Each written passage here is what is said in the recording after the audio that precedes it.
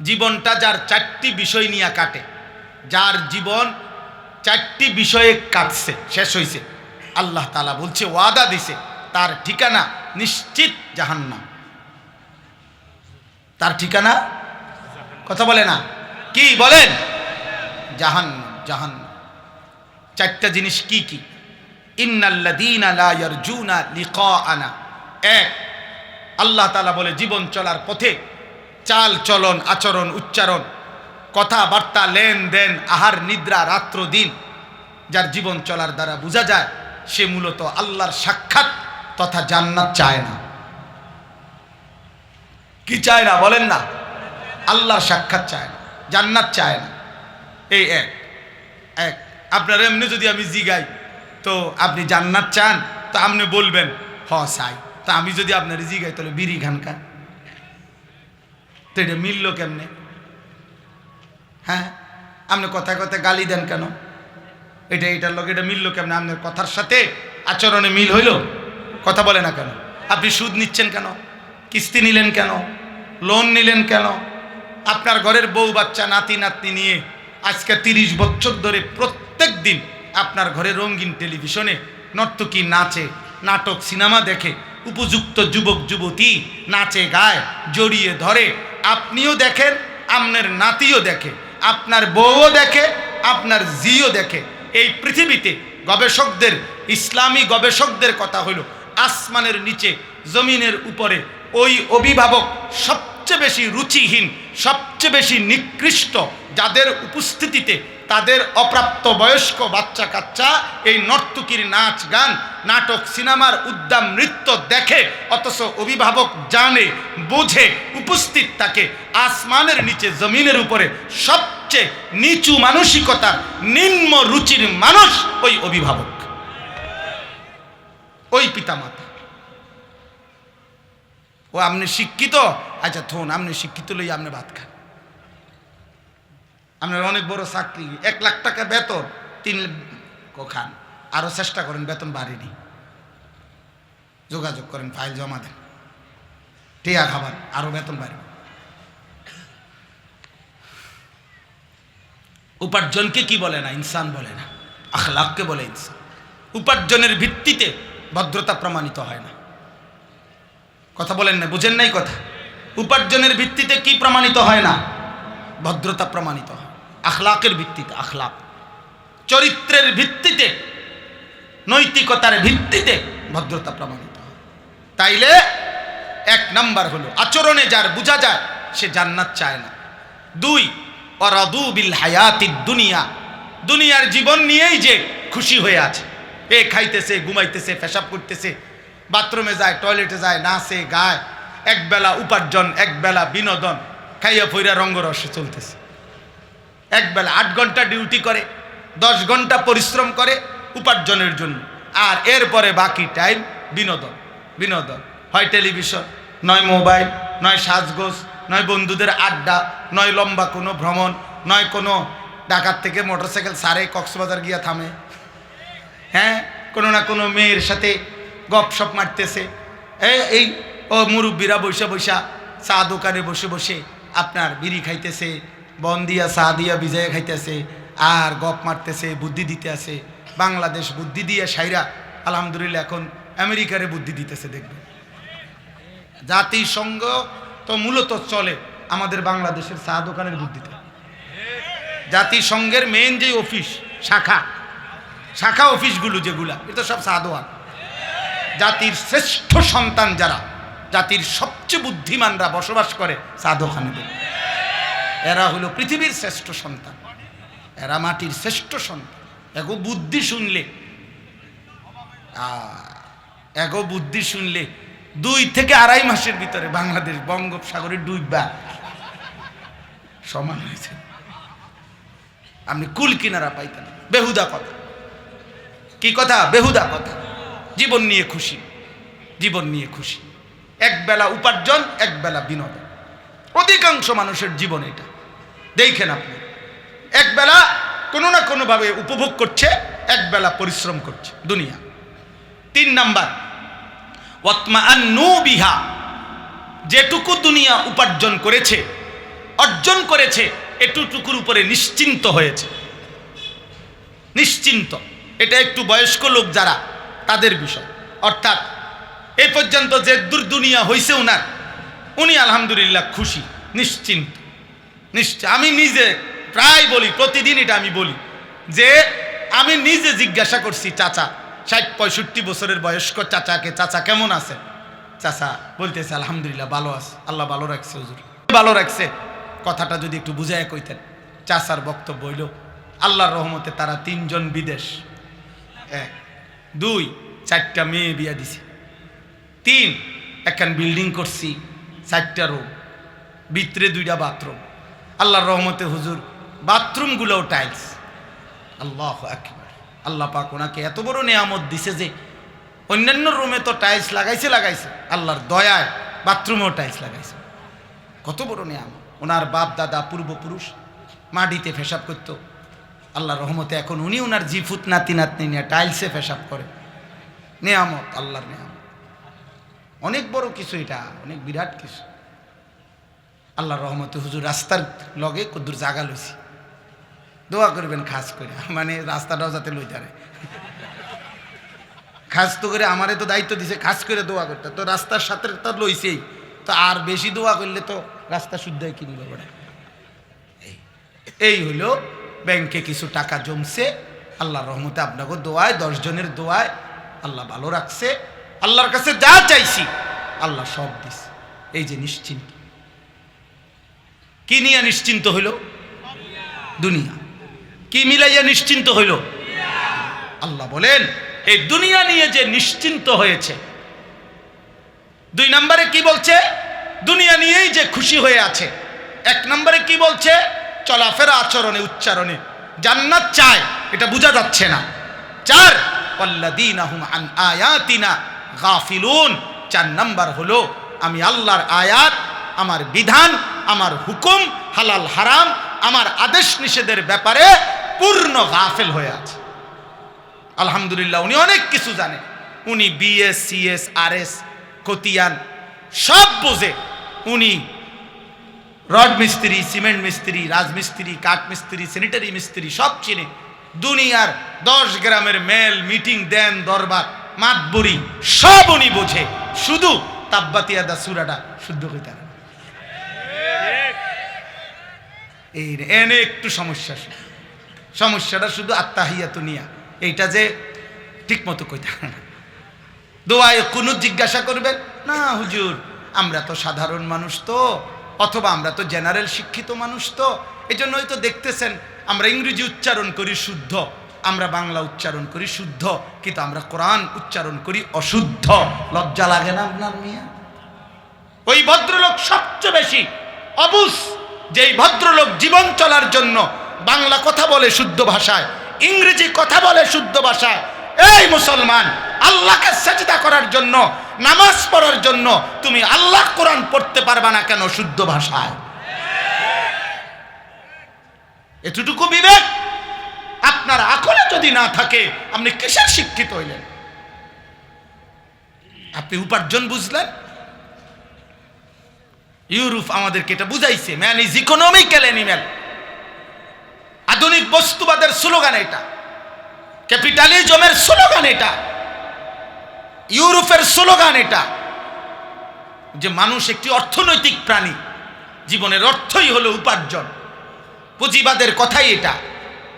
এজন্য আজকের পৃথিবীর সব আয়োজন, পৃথিবীর আয়োজন আরো গতি, আরো সুন্দর, আরো আরাম, আরো মজা, আরো আপনার 30 মিনিটে পৌঁছবেন, আপনার জন্য নতুন প্রযুক্তি আসতেছে 20 মিনিটে পৌঁছবেন, নতুন প্রযুক্তি আসতেছে 15 মিনিটে পৌঁছবেন। আপনার এটা 3G, এই দ্রুত 4G আসতেছে, 4G দ্রুত 5G আইতেছে, 5G দ্রুত 6 আইতেছে। মানে গতি, দ্রুততা, আরো গতি, আরো মজা, আরো আরাম, আরো আনন্দ। যান্ত্রিক পৃথিবীর উৎকর্ষ, প্রযুক্তিগত পৃথিবীর উৎকর্ষ, এই হলো জীবনের আয়োজন, দুনিয়ার আয়োজন। আল্লাহর কসম, আল্লাহর কোরআন, রাসূলুল্লাহ সাল্লাল্লাহু আলাইহি সাল্লামের 23 বছরের জিন্দেগি আখিরাতের আয়োজন। এখানে জীবন সাজায়, এখানে আখিরাত সাজায়। বাংলা বই জীবন সাজায়, কোরআন আখিরাত সাজায়। পদার্থবিজ্ঞান জীবন সাজায়, জীববিজ্ঞান জীবন সাজায়, আল্লাহ রসুলের জিন্দিগি আখেরাত সাজায়, আখেরাত সাজায়, জাহান্নাম থেকে বাঁচায়, জান্নাতের পথ দেখায়। অতএব কোনোদিনও জেনারেল শিক্ষা এবং কোরআন সুন্নাহর মাদ্রাসা শিক্ষা এক হবে না, কোনোদিনও এক হবে না। ঢাকা সিটাঙের যাত্রী এক বাসে যাইতে পারত না। ঢাকা সিটাং দুই জায়গার যাত্রী একই বাসে গন্তব্যে পৌঁছতে পারবেন। আমি যেমন ঢাকা এদিকে, আপনি যাবেন সিটাং এদিকে, বাস ভিন্ন, বাস অবশ্যই কি ভিন্ন বাসে উঠতে হবে, এক বাসে পৌঁছাতে হবে। এই জন্য জেনারেল শিক্ষা হারাম না, খোদার কসম হারাম না। বাংলা, অঙ্ক, ইংরেজি, পদার্থ, জীববিজ্ঞান হারাম না, হারাম না, নিষিদ্ধ না। আমি কুমিল্লা ভিক্টোরিয়া কলেজ থেকে মাস্টার্স পাস করছি, জেনারেল পড়ালেখা আমরা পড়ছি, সায়েন্স বিজ্ঞান বিভাগ থেকে দাখিল এসএসসি পাস করছি। অতএব আমি নিষেধ বলছি না, হারাম বলতেছি না, কিন্তু আল্লাহ বললেন কেন, আখিরাত বললেন কেন? 16 বছরে এই মুসলমানের সন্তান, 16 বছরে তুমি কতগুলো বই পড়লা? মালিকের একটা কিতাব আল্লাহর কোরআন, এটা পড়লা না কেন? কয়টা ভাত খাওয়ানোর জন্য, দুনিয়া চলবার জন্য এত কিছু শিখলা আব্বা, তো আসমানে রবের কাছে ফিরার জন্য, জাহান্নাম থেকে বাঁচার জন্য, জান্নাতি হওয়ার জন্য আল্লাহর কালাম পড়লেন না কেন? এটা হুজুরদের কিতাব, মাদ্রাসার কিতাব, এটা তো পৃথিবীর কিতাব, এটা তো জাতির জন্য, এটা মানবতার জন্য, এটা কুল কায়নাতের জন্য। আল্লাহ আমাদেরকে বুঝ দান করে। অতএব কোনোভাবে কোনো যুক্তিতেই কোরআন না পড়ে, সেজদা না শিখে, আল্লাহ রসুলের সুন্নাত না জেনে মুসলিম পরিচয়ধারী কোনো ব্যক্তি নিজেকে বুদ্ধিমান ভাববেন না, দৈন্তান্নয়কান না। কোরআন বিহীন, সেজদা বিহীন, নামাজ বিহীন, তিলাওয়াত বিহীন, হালাল হারাম বিহীন মুসলিম পরিচয়ধারী কোনো ব্যক্তি বুদ্ধিমান হইতে পারে না। সে জাহেল। সে কি? জাহেল। সব ডিগ্রি লইয়াই জাহেল। এই আপনার জিডি সার্টিফিকেট এটি লইয়াই জাহেল। আমি বললাম, আপনি বলে দিয়ে, না হইলে আপনার বুঝাইবার জন্য আরেকদিন ডেট কইেন, আসুন, কোন দিন আইতে হবে আপনি কইেন, ইনশাআল্লাহ। অতএব আপনি আল্লাহকে চিনবেন। আল্লাহ বলছেন এই চারটা, তাহলে শেষ। আবার বলেন, 1 নাম্বার, জীবন চলার পথে যার আচরণ দ্বারা বোঝা যায় যে জান্নাত পেতে চায় না। 2, যে দুনিয়ার জীবন নিয়ে খুশি হয়ে আছে। 3, যেটুকু দুনিয়া অর্জন করেছে এই দুনিয়া পেয়ে নিশ্চিন্ত হয়েছে। 4, আমি আল্লাহর বিধান, আমার হুকুম, আমার আদেশ নিষেধের ব্যাপারে যে গাফেল হয়ে আছে। উলাইকা মাওয়াহুমুন নারু বিমা কানু ইয়াকসিবুন। আল্লাহ বলেন তার সারা জীবনের অর্জনের বিনিময়ে এই মানুষগুলোর ঠিকানা শুধুই জাহান্নাম, জাহান্নাম, জাহান্নাম, জাহান্নাম। এই যে কোরআন শরীফ, ব্যাখ্যা ছাড়া তর্জমা, এমনি বাংলা তর্জমা, সাফ সাফ কথা। মানে এটা ব্যাখ্যা করার জন্য অতিরিক্ত অনেক তাফসির করতে হবে না, এই এমনি সোজা সোজা কথা। আমার শায়েখ আল্লামা মুফতি মুশতাকুন নবী কাসিম হুজুর অনেক সময় এটা বলে, আবেগে আবেগে, মহব্বতের জোশ উঠলে হুজুর মাঝে মাঝে বলে, আল্লাহর কেমনে কইতো, কি বাংলায় নি কইতো, আর বাংলায় নি বলতো বেটা, এর চাইতে সোজা কথা আর কি হইতে পারে। 3য় আয়াত, এর বিপরীতে আল্লাহ বলেন, ইন্নাল্লাযীনা আমানু ওয়া আমিলুস সালিহাত, নিশ্চয়ই যারা পূর্ণ ঈমানদার হয়েছে এবং সমস্ত নেক আমল করেছে, ইয়াহদিহিম রাব্বুহুম বিঈমানিহিম, সুবহানাল্লাহ, তাজরি মিন তাহতিহিমুল আনহারু ফি জান্নাতিন নাঈম। আল্লাহ বলে পূর্ণ ঈমানদার, পূর্ণ নেক আমলওয়ালা, আমি তোমাকে সুসংবাদ জানাইলাম বান্দা, তোমার ঈমান আমলের বরকতে ঝর্ণা ধারা বেষ্টিত, নিয়ামতে নিয়ামতে ভরা জান্নাতে আমি আল্লাহ নিজে তোমারে পৌঁছায় দিয়ে আসবো। ইয়াহদিহিম রাব্বু, আমি পৌঁছাই তোকে বান্দা, আমি পৌঁছাই, আমি পৌঁছাই। আমার সেজদা দিও বান্দা, আমার জন্য ঈমান ঠিক রেখো, আমার বন্ধুর একটা একটা সুন্নাত মনে রেখো। আল্লাহ আমাদেরকে তৌফিক দান করুন। ভাইয়া আমার, বাপ আমার, অনেক রাত হয়েছে, আপনারা কষ্ট করছেন। আমার অনুরোধ ভাইয়া, নওজোয়ান ভাই, তোমাদের কাছে অনুরোধ ভাই, আমার ঈমান বহুত বড় নিয়ামত। যাকে আল্লাহ দয়া করে দিছেন তাকে আল্লাহই দিছেন, আল্লাহ যাকে ঈমান দেন নাই, এই কথাটা মনে রাখবেন, তাফসীরের মধ্যে আছে, যাকে আল্লাহ ঈমান দেন নাই খোদার কসম তার জন্য ঈমান সাইয়্যিদুর রসুল নবী সাল্লাল্লাহু আলাইহি ওয়াসাল্লাম তিনিও কোন আম্বিয়াও আল্লাহ যাকে ঈমান দেন নাই কোন নবী কোন রাসূলও তার জন্য ঈমান নিতে পারে না, পারে নাই। আপনারা বলেন, একটা সহজ উদাহরণ, আল্লাহর নবী সাল্লাল্লাহু আলাইহি ওয়াসাল্লামের হাতে বহু লোক কালেমা পড়ছে কিনা? কথা বলেন না কেন? তো রাসূলুল্লাহ সাল্লাল্লাহু আলাইহি ওয়াসাল্লামের চাচা আবু তালেব উনি কালেমা পড়লেন না কেন? কেন পড়লেন? 38 বছর নবীজির আদর্শ হক করেছেন, নবীজিকে আগলাইয়া রাখছেন 38 বছর আবু তালেব, 12 বছর থেকে 50 বছর পর্যন্ত, কিন্তু উনি কালেমা গ্রহণ করলেন না কেন? তাহলে ফয়সালা কোথায়? বলে না কোথায়? মালিক যদি বলে আমি ঈমান দেব না, তো আল্লাহ বলে বন্ধু আপনার হাতও নামায় দিলাম। নবীজি হাত তুলছিলেন, কোরআনে আছে সূরা তাওবা, চাচার ঈমানের জন্য। আল্লাহ বলছে না হাত নামা, দিতাম না, দিমু না তো দিমু না। কেন দিবেন না? আমার ইচ্ছা। পরে কেন দিলেন? আমার ইচ্ছা।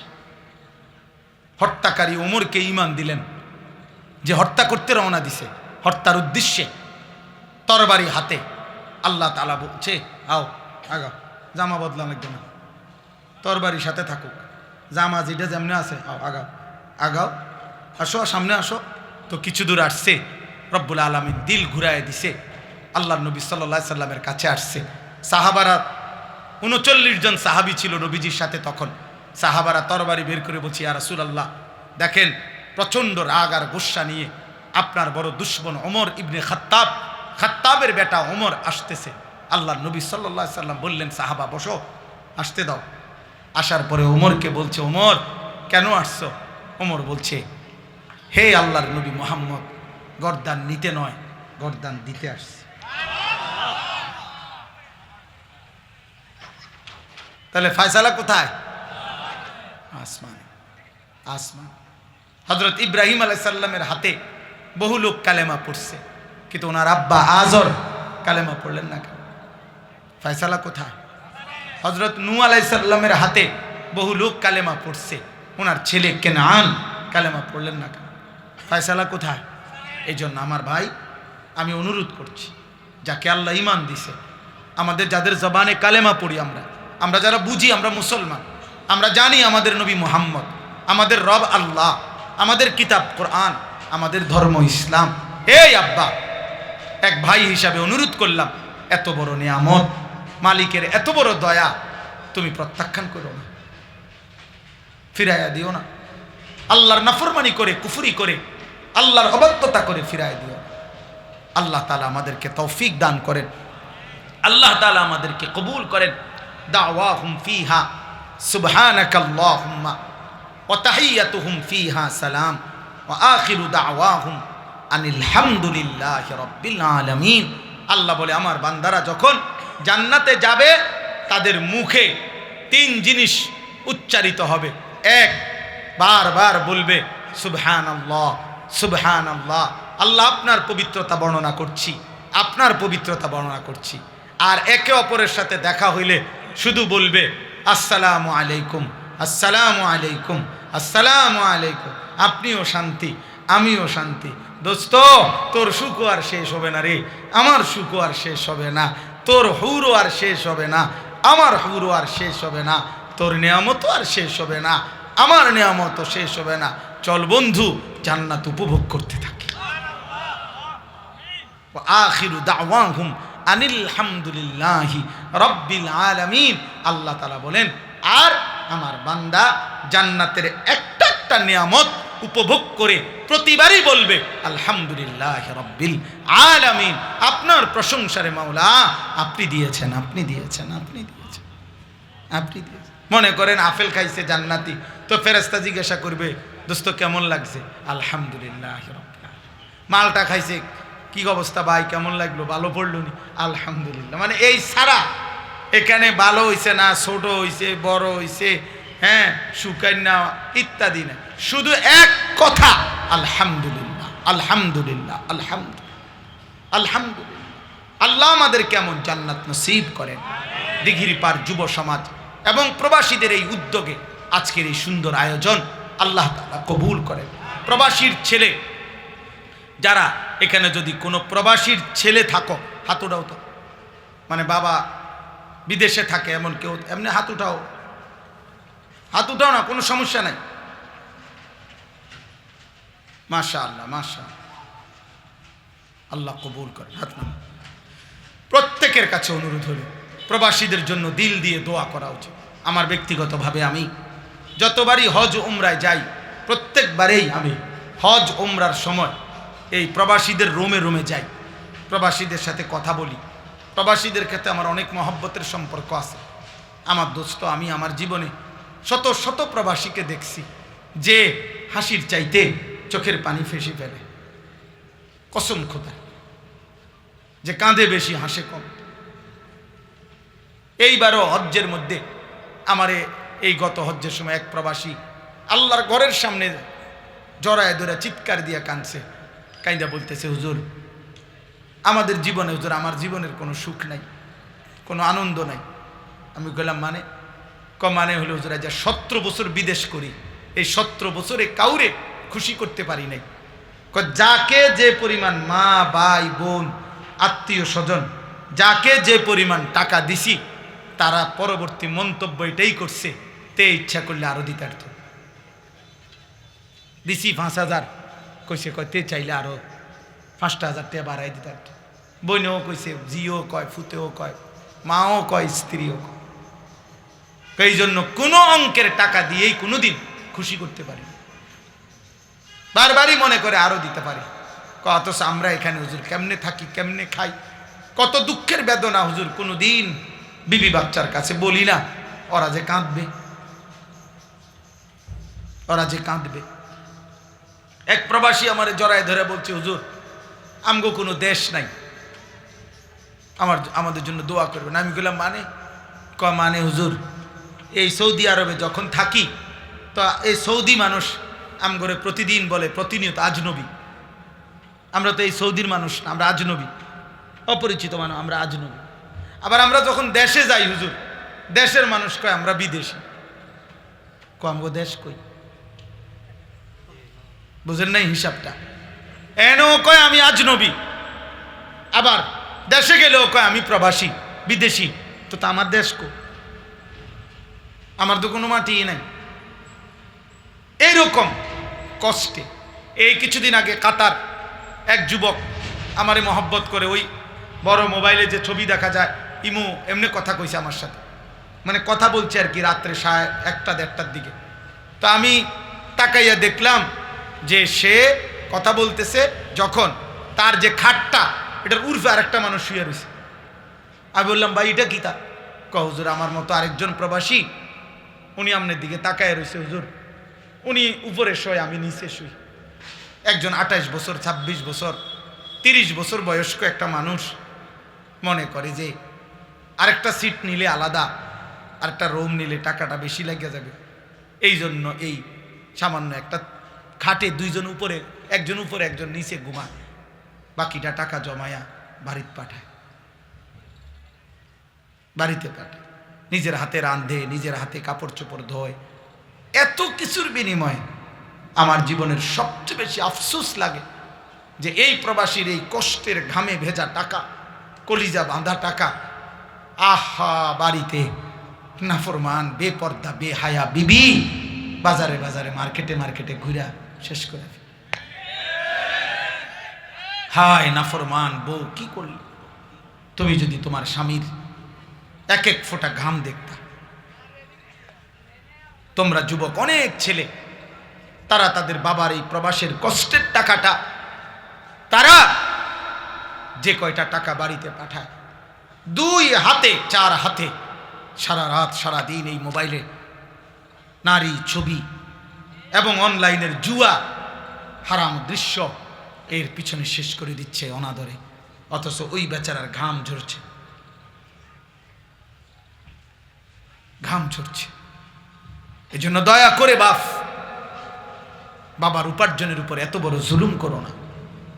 কোন স্ত্রী যদি শুনেন আপনাকে বলি বোন, স্বামীর এত কষ্টের উপার্জনের উপরে এত বড় জুলুম করেন না, আল্লাহ সহ্য করবে না, আল্লাহ সহ্য করবে না। এই জন্য আমি সব সময় আলাদা দোয়া করি যে আল্লাহ প্রবাসীর স্ত্রী সন্তানকে নেককার বানায়, চরিত্রবান বানায়, আল্লাহ আমাদেরকে তৌফিক দান করে। আমরা ইনশাআল্লাহ এখন দোয়া করব। সমস্ত কিশোর যুবক ভাই, তোমরা প্রত্যেকের কাছে আমার অনুরোধ, দুইটা অনুরোধ। এক, চোখের হেফাজত করো ভাই, নজর হেফাজত করো, নারী ছবি অশ্লীল দৃশ্য দেখো না। দুই, ফজরের নামাজ জামাতের সাথে পড়বে। বলো ইনশাআল্লাহ ভাই। ফজরের নামাজ সাংঘাতিক পাওয়ারফুল নামাজ, ফজরের নামাজ হিম্মতওয়ালা নামাজ, ফজরের নামাজ আসাদ্দু ওয়াতআন, নিজের কুচাহিদা নফসের হারাম কামনা বাসনা দমন হওয়ার জন্য ফজরের নামাজ একটি কার্যকর নামাজ। আল্লাহর সাথে নিজের দুঃখ বেদনা, নিজের কষ্ট বেদনা আল্লাহর কাছে পেশ করার, এক কথায় আল্লাহর সাথে কথা বলার শ্রেষ্ঠ মাধ্যম ফজরের নামাজ। এই জন্য ফজরের নামাজ পড়বেন। বলেন ইনশাআল্লাহ, বলেন ইনশাআল্লাহ। শেষ কথা হলো সবার জন্য রাসূলুল্লাহ সাল্লাল্লাহু আলাইহি ওয়াসাল্লামের ভালোবাসায় একটা একটা সুন্নাত শিখে শিখে, জেনে জেনে, বুঝে বুঝে নবীজি সাল্লাল্লাহু আলাইহি সাল্লামের সুন্নাতের উপরে আমল করবেন। নবীজির একটা একটা সুন্নাত আপনি যেই দরের হন, যেই তরিকার হন, আমাদের কোনো আপত্তি নাই। আপনি রাসূলুল্লাহ সাল্লাল্লাহু আলাইহি সাল্লামের সুন্নাত শিখেন, জানেন, প্রত্যেক বিষয়ে আমল করার চেষ্টা করবেন। আমি প্রত্যেক দিন, আজকে প্রায় 4 মাস আমি এই কিতাব বিক্রি করি আমার সাদা গাড়িতে। তালিমুস সুন্নাহ, আমাদের প্রিয় নবী সাল্লাল্লাহু আলাইহি ওয়াসাল্লামের জীবনের সমস্ত সুন্নাত, 23 বছরের একেবারে বিন্দু বিন্দু, ছোট বড় জীবন চলার প্রত্যেকটা পদক্ষেপে নবীজি সাল্লাল্লাহু আলাইহি সাল্লামের যাবতীয় সুন্নাত এই কিতাবটার মধ্যে আছে।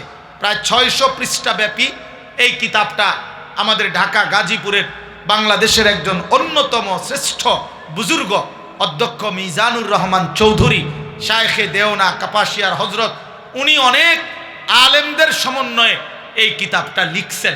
নবীজির সুন্নাতের কিতাব, এই নবীজির সব সুন্নাত আছে। আমি একটা টাকাও এখান থেকে কোনো প্রফিট কোনোদিন নেওয়ার জন্য না, আমি হজরতের কাছ থেকে এই বইগুলো এনে বিক্রি করি আমার সাদা গাড়িতে, একটা আশায় যে উম্মতের ঘরে ঘরে, মুসলমানের ঘরে ঘরে নবীর সুন্নাতের একটা পূর্ণাঙ্গ বই পৌঁছুক। যার যেদিন যখন ছোট বড়, দাদি চাচি নানি মা বোন সুযোগ হইলে একটা পৃষ্ঠা পড়বে।